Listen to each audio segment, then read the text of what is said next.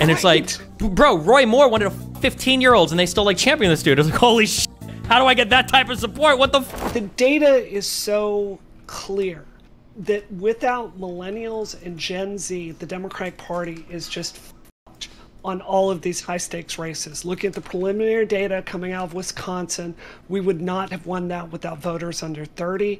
It's certainly true for the midterms. So I think what we are seeing here is this creation of another political bloc of voters that are not, they don't respond to stuff in the traditional way the Democrats reach out to them, right?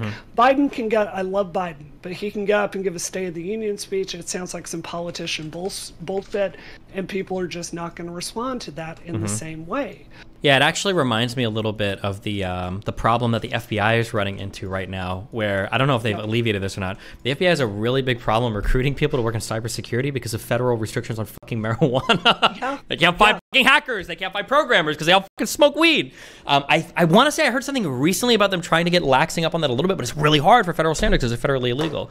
And yeah, it feels the same with like the Democratic Party, where like we're purity testing the out of everybody so much. Like you're not going to have any like inspiring leaders left. Like you're just going to get the boring politicians. And yeah, and then it doesn't hurt that like, or it doesn't help that like some of your progressive leadership, like AOC, who I was initially hypercritical of, who I think has like come along really well as a developing politician.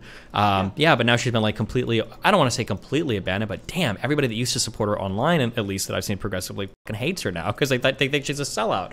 Oh, she's with Pelosi now. Oh, she didn't do force the vote. Like, oh, but you know, she's a totally ineffective blah blah blah because she didn't like single-handedly usher in communism from her one position as a representative. You know, it's like Jesus Christ.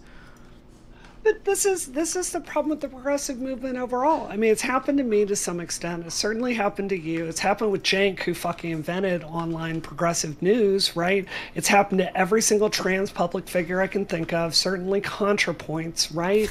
Like every other day for her, yeah. Right. It's like, it's this pattern again and again and again where you have leaders that are built up, and then I think progressives are particularly skilled at tearing them down. And yeah, this is, I really. And then on the flip side of that, you have to fight against conservatives, and it's like, bro, Roy Moore wanted 15-year-olds, and they still like champion this dude. It's like, holy shit, how do I get that type of support? What the f?